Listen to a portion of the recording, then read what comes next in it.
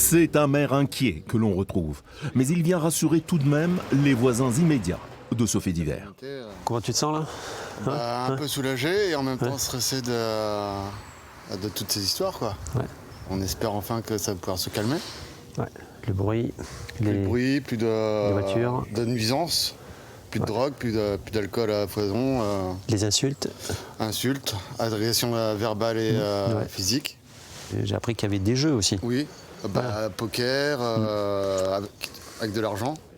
Cette affaire intervient donc dans un contexte de stupéfiants et d'alcool. C'est pas la première fois qu'il y avait agression entre les deux parties, parce qu'il y avait des chiens errants d'une des parties, et ça allait péter, ça on le savait, mais on n'aurait jamais pensé qu'il y aurait une arme à feu dans l'histoire. Ce quartier de la commune de Rions est d'ordinaire plutôt tranquille côté face, rue principale. Mais côté pile, l'envers du décor n'est pas très avenant. Ici, on a 3 logements.